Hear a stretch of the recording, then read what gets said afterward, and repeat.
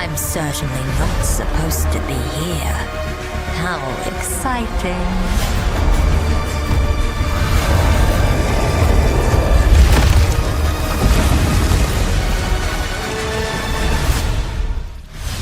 Hi, I'm Jonathan Rogers, Game Director on Path of Exile 2, and I'm here today to talk about the Witch.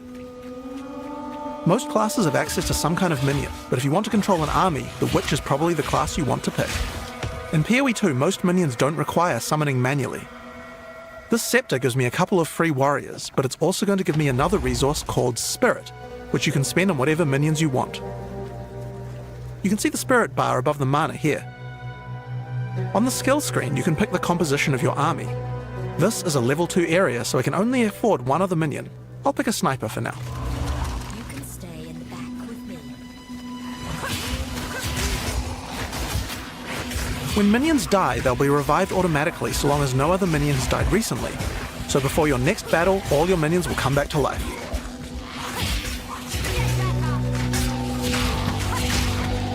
You can also order your minions around with a dedicated button. Tell them to move to a specific location, attack a specific enemy, or even open a chest or door for you.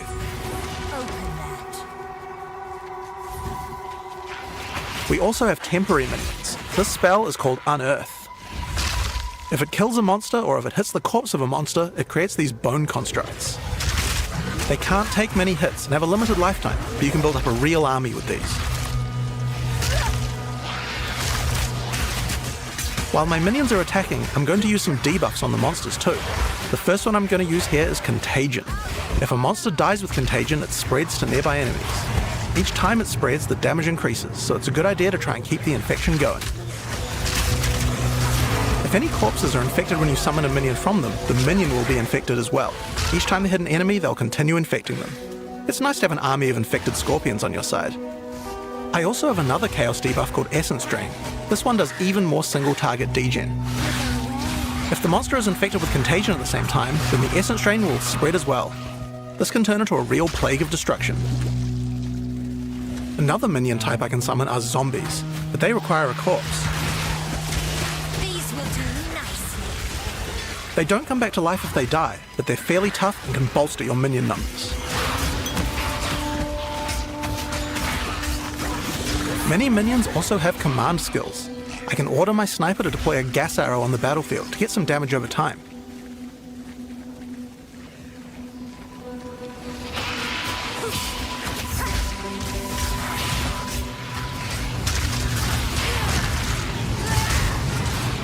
Now I'm going to summon a skeletal arsonist. They can throw little fire grenades, but they also have a command skill that can detonate your own minions that are low on life.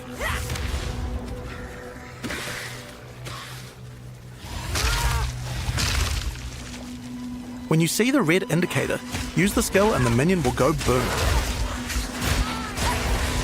It's particularly nice on these bone constructs because they expire quickly anyway. So, let's take all these tools we've found and fight the boss of this area, the Carrion Crone.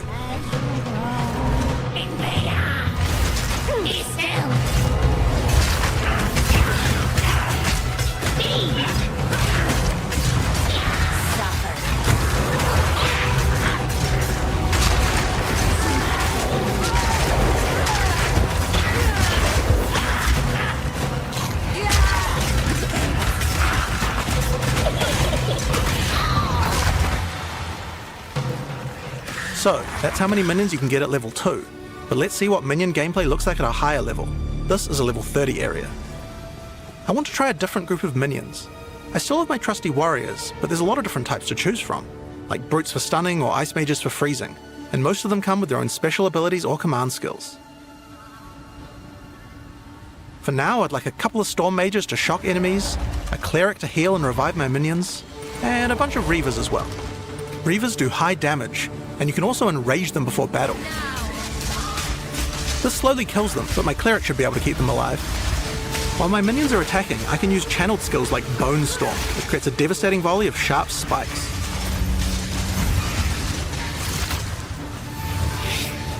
The Storm Mage has a useful ability if lots of your minions die. He can summon a lightning storm to strike the location of every dead skeleton in your army. Just like that. We also have a type of skill called Offerings. These let you impale one of your skeletons on a big spike of bone in order to buff all of your other minions. The one I've just used here is called Pain Offering. It makes all of my other minions faster and deal more damage. After the battle, we have some extra corpses. We don't want those to go to waste. Profane Ritual consumes a corpse to create a power charge, which can power up some of my other spells. If I use them to summon zombies, I can create super zombies, which are more powerful. You also don't need a corpse to summon them.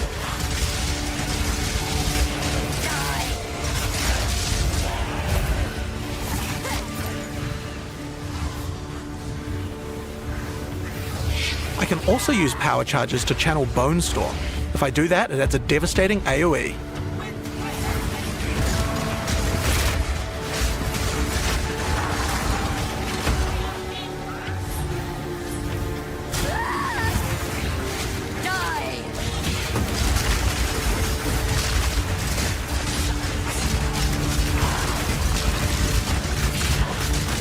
In PoE 2, even non-boss monsters can be pretty devastating, like this Faradin Impaler. There's a wide variety of abilities and is pretty tough to defeat. But maybe I can put the body to a better use. This is a Bind Spectre gem. Using it, I can take the body of any enemy and capture its spirit so that I can keep it as a minion. Any monster can be captured, but the spirit cost depends on how powerful the monster is. It takes a lot of spirit for such a powerful enemy, so I'll have to unsummon a lot of my other minions, but it certainly seems like it might be worth it. If the Spectre dies, just like any other minion, it will respawn after a short time.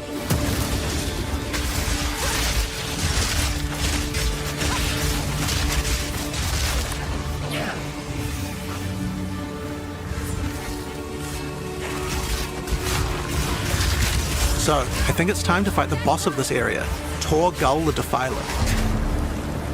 You are relentless, and that makes you predictable. The end of Mariketh tyranny